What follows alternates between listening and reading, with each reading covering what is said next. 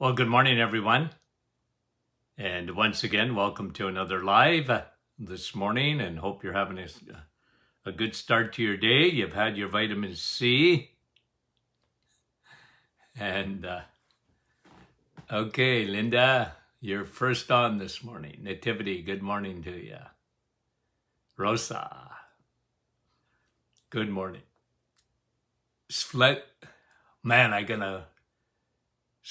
Slavana, John, and Rosalinda, and Andrea, and Louise, good morning to you. We appreciate it, guys. Nick from our staff, and Georgina, good morning. And Marlene, good morning to you. Katharina, and Marin, good morning. Frida, Alicia,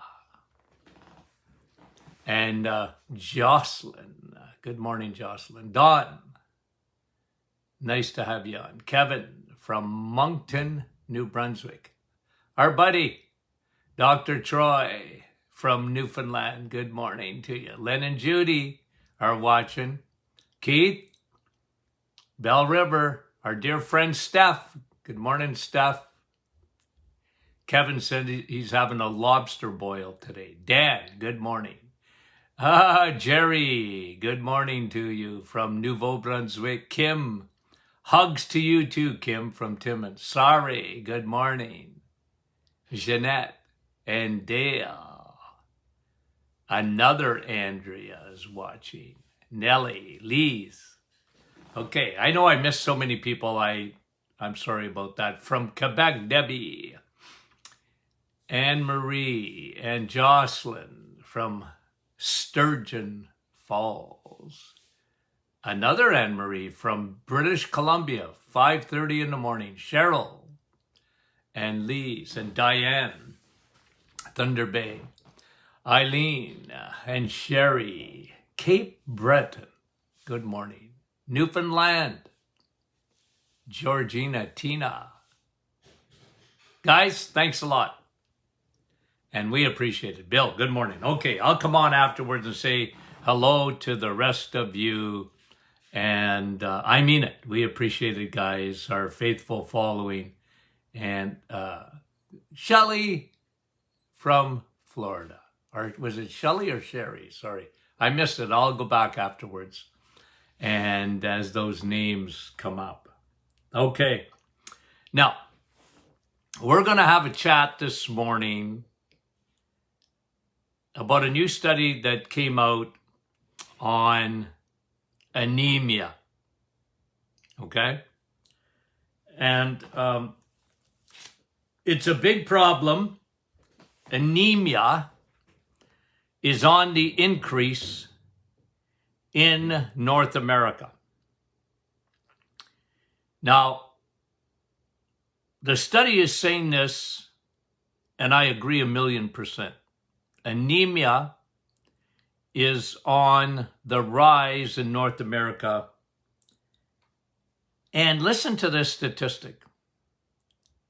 21% of women in North America, 21%, just about a quarter of women between the ages of 15 and 49 are anemic. And there's really two types of anemia. A lot of times they're mixed up, and that's all right because they're very similar etiology, okay? And I'll explain that in a second. what does it say? 21% of women are anemic between the ages of 15 and 49. That's a big problem. Now, it's interesting to me, before I come back to anemia, you and I have talked about in the past a condition called hemochromatosis. Do you know what that is? It's too much iron. There's iron deficiency, big problem. Well, you'd have to use the word an epidemic amongst women especially. And then there's a big problem in society. On the other side of it, it's called hemochromatosis. And that is too much iron in people's blood. They got blood like molasses. Okay? Now, and we have done, I don't know if we've done a full session on it, but we've talked about this. Anemia, not enough iron, iron deficient anemia, and hemochromatosis, too much iron. Now, and, okay, let me give you why. Too much iron, when I see hemochromatosis, and the rates of that are really skyrocketing, usually happens in men, not always, women can get it too. They got fatty liver. They got a sluggish liver.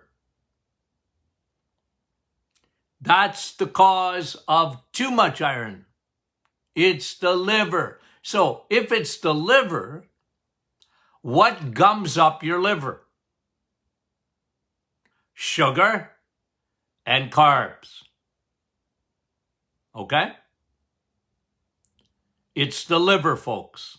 That's hemochromatosis. That's why we see so much of it. Remember, what was it, was it yesterday or the day before? We talked about 100,000 Americans have non-alcoholic fatty liver. You get a fatty liver, non-alcoholic fatty liver. When I was in school, the only time you talked about liver was with alcoholics. We called it cirrhosis of the liver. But today, there's a whole new condition created by the modern diet of carboholism. It's not alcohol, it's carbs. And you get fatty liver. And it's estimated 100 million Americans have fatty liver. Wow. Just about, what, a third of the population?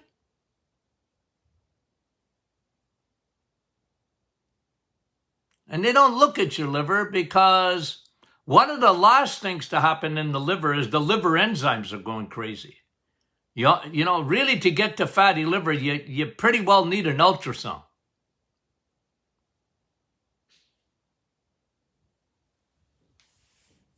Diet. Now let's go to the other side and talk about anemia. Why? 21%. You know why? Because they're not getting enough vitamin S. They're eating too much chicken and salad. Now, ladies, I know you guys know this, but it's a problem. Chicken is a problem. Not that on the reset, you can have chicken. But you have to admit something. Anybody that's followed me for any length of time, you will agree about something that I say all the time. You need red meat. We have a whole generation of young girls. I feel so sorry for them. They're being lied to. Ladies, you need iron, especially when you're menstruating. And if you got hormones, you get endometriosis, you got bad periods, you got heavy bleeding every month. Well, don't eat chicken. Chicken and salad won't cut it. It will not stop anemia. And you can be borderline anemic. I think some people are surprised when I send, because I'll look at your blood work, okay? And I'll give you my opinion on it. Oh, doc, it's normal. And not really. It's not optimized.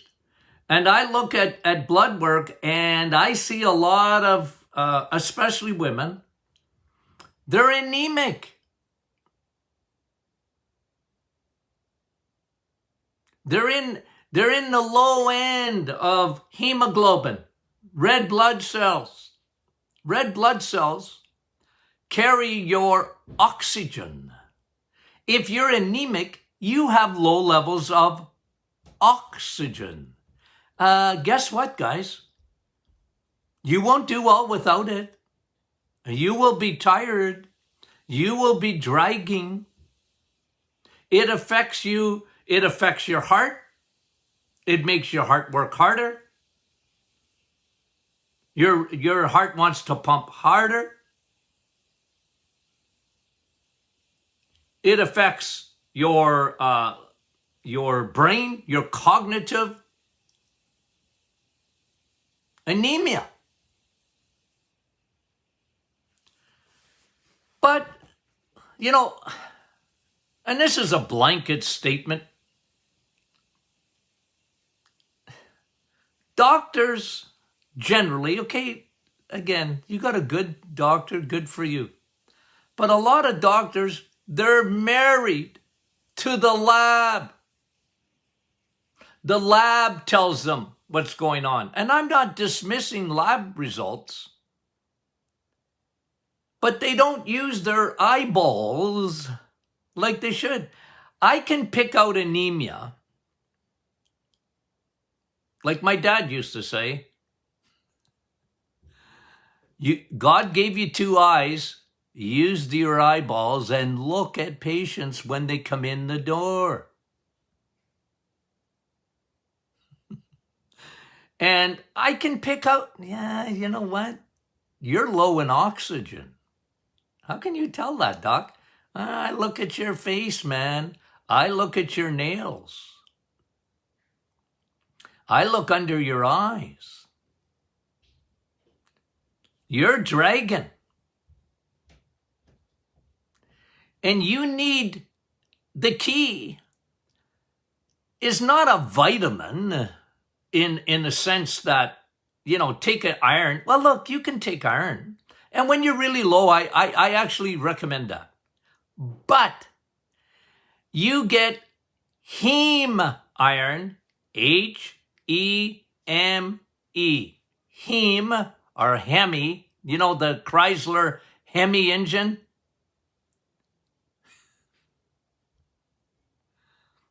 Heme iron only comes in red meat. It doesn't come in chicken. And the scourge in society is chicken and salad. And heaven forbid vegetarianism. It's a religion, folks. It's not science. It's a religion. It is going to destroy millions and millions and millions of people. And veganism, even worse. You need to eat red meat. Vitamin S, steak. How many times a week, doc? 7? I don't care. You can have chicken once a week. How's that? People used to look at me in practice like I had 2 heads. I know, but I'm just telling you the truth. Don't get mad at me. You wanna be in trouble with your blood, with your brain, with your heart?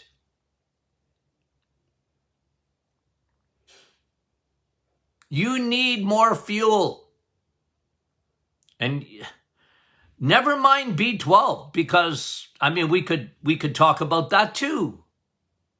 A lot of people, again, mostly women, not always women, of course, but mostly, you're going to have a hard time talking a man into becoming, eating chicken and salad only.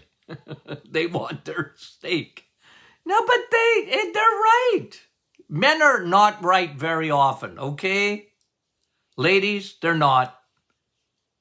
Men are dunce. They're not right very often when it comes to health.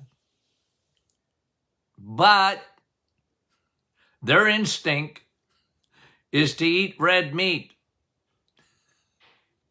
It's hard to get a man not to eat red meat. In most cases, unless they've been indoctrinated. But guys, this is a big, think of the problem. Think of the problem. Why are we seeing this so much? On the one end, like the men, they'll get the hemochromatosis, but that's not from eating vitamin S. That's because they're carboholics and their liver is full of fat. And it can't filter out that extra iron. It can't get rid of it. It accumulates in the blood. Remember, your liver. What is your liver? Your liver is an organ. It does 600 things, guys, okay? It does 600 things. But it's really important. Like people ask me all the time, can I do a detox? Yep. Better start with your liver. You better start with your liver. And the best detox for your liver is to fast without fasting. I mean, you can do some fasting. You know, I like intermittent fasting, but you can fast without fast. Just change fuels and your liver will give you a high five. You'll empty out the liver in 6 days, literally, of staying away from carbohydrates.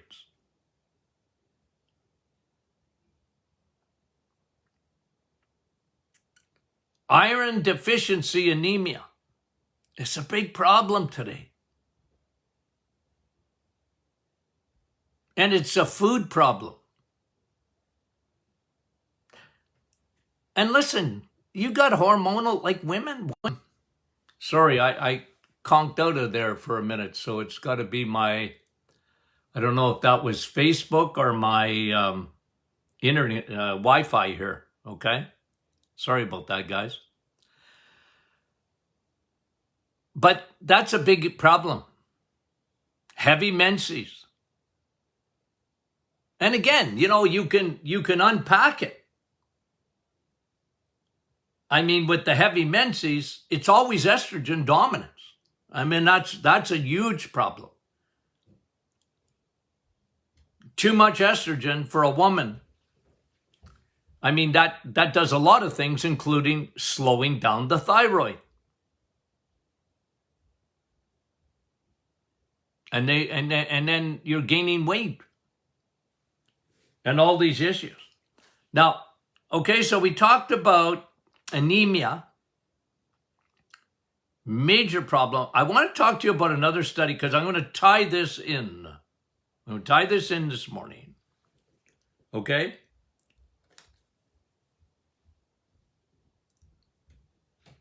Diabetics. This is a study. Let me read the headline. Diabetics don't even eat the minimum amount of protein.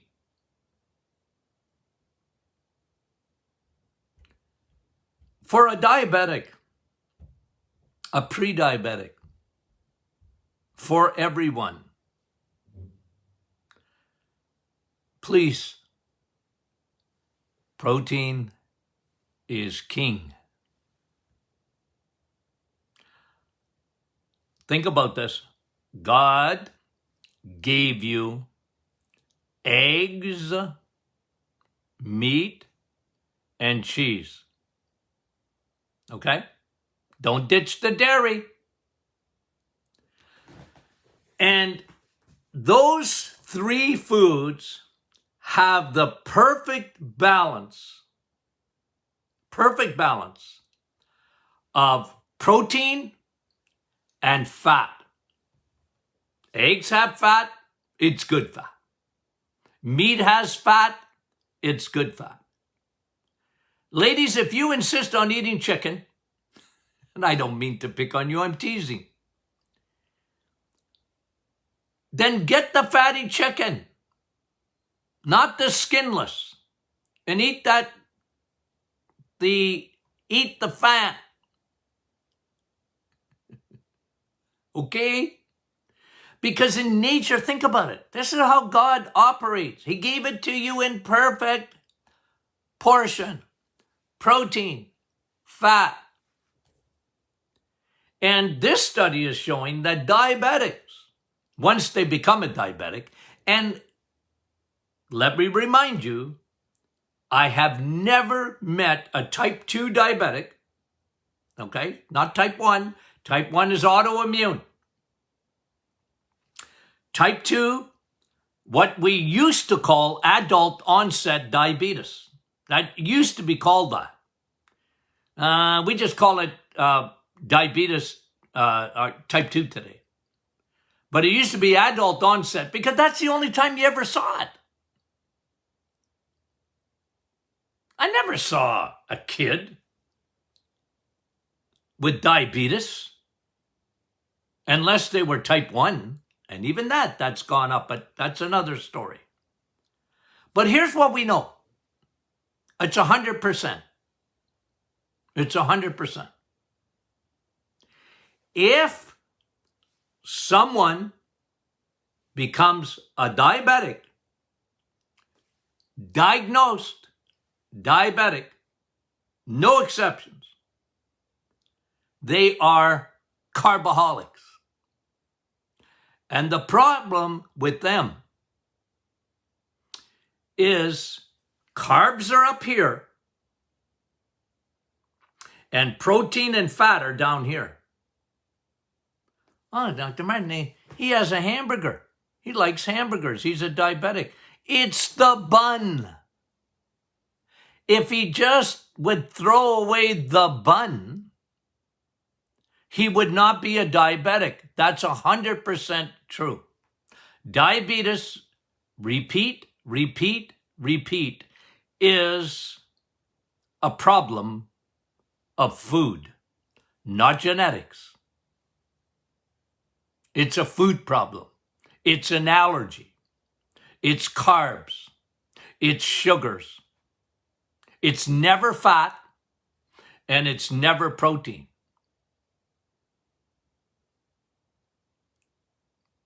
Never. And unfortunately, you don't hear much about that because medicine wants to manage diabetes. Watch commercials on TV. It seems every second commercial for drugs is a drug for diabetics. Oh, I can keep my A1C down with... Folks, when I see that on TV, I get a headache. Because I want to scream, change your diet, change the fuel. But here's what the study says. Diabetics don't eat even the minimum amount of protein. Because when they leave their doctor's office, they just got a death sentence, by the way. You know when the doctor calls you in? When a doctor calls you, you're in trouble usually. Okay? Like you just had a biopsy and they call you a week later or whatever and say, I would like to see you. Uh-oh. Right? It's usually not good. They don't want to see you to give you a hug. They want to give you some, the bad news, right? Like it's cancer. You're in an office, a doctor's office, and they just gave you a diagnosis of diabetes. Can I tell you something?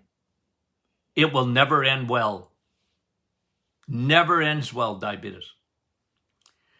It is a death sentence unless you make a drastic change in your life. Drastic. You would think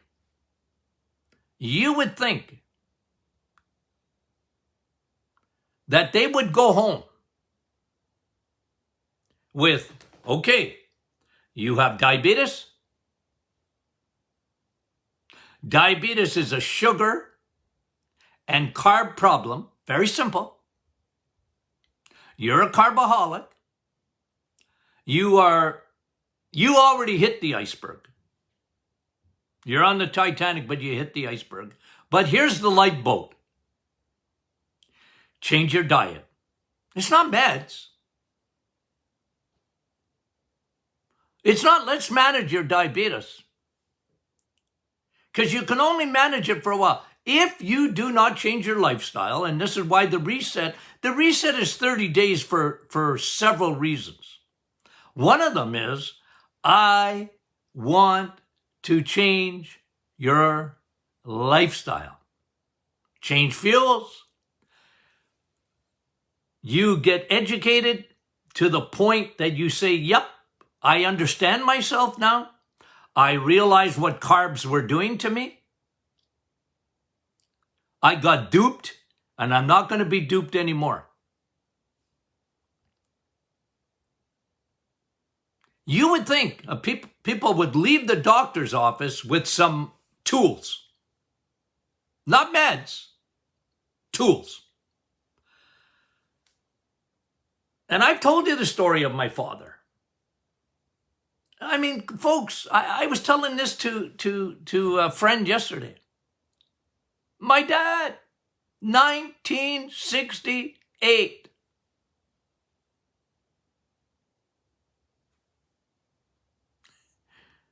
I was in high school. It was like yesterday. He came home. I'm a diabetic. I looked at my dad. I know he hadn't been feeling well for a couple of weeks, and that bothered me because my daddy, that was my hero, man. And, you know, teenagers, sometimes they don't appreciate their parents. I didn't appreciate my mother like I did when I got older. As much as I should have, I meant. I still appreciated her, but not as much. My dad, to me, he walked on water, that man. That's the kind of guy he was. He comes home and he says, I'm a diabetic. Okay, Dad. I don't like that because the only thing I knew about it really at that age was my grandfather died of it. So that wasn't good news. The next day, true story, my dad,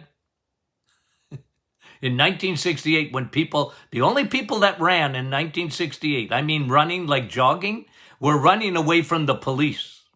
But my dad started jogging. I said, Dad, what are you doing? I couldn't, what? I get up to go to high school and my dad's running on the spot in the carpet. My mom wanted to kill him.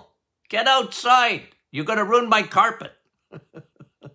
I'm not kidding you. But my dad ate steak like 6 nights a week. Dad, we'd have our meals. My poor mom, she'd make 2 meals. One for us and one for my dad. This is, guys, this is 1968. Do you want to know when I went to school and, 2,000 hours of nutrition, and I used to shake my head because you'd be careful with the red meat. And that's even in the 1970s, guys. Red meat, you got to be careful, fat, the cholesterol thing was starting to come in, and I lived through that. And I used to look at people and I say, nope, that's not true, because I had the best human experiment on diabetes in my house. My dad. Steak, and on Sundays, 100% of the time, we had roast beef. I used to ask my dad, Dad, aren't you tired of eating steak? He said, no, I'm a diabetic.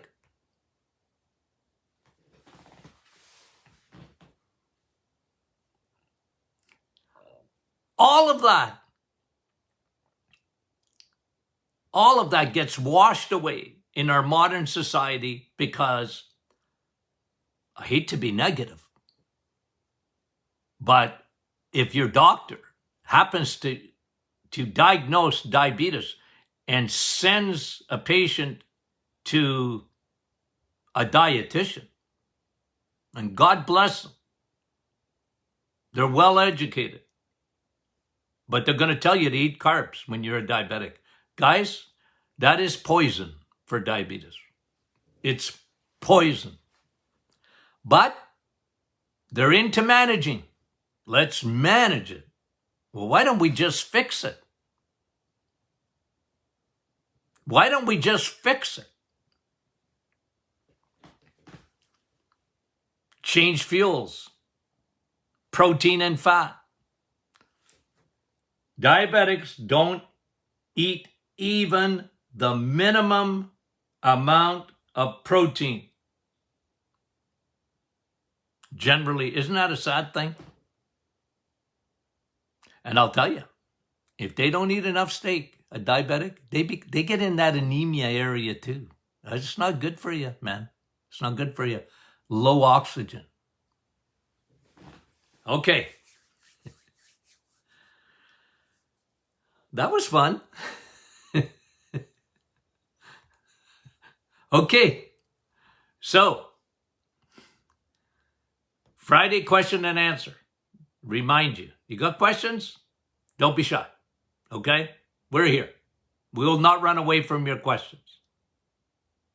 Okay? I want you to question. I want you to question. Okay? Proverbs 23 and 23. Get the truth and never sell it. Get the truth and never sell it. I got real convictions. I think you know that. But it's the truth. And it's not for sale. Okay. We love you guys. We'll talk to you soon.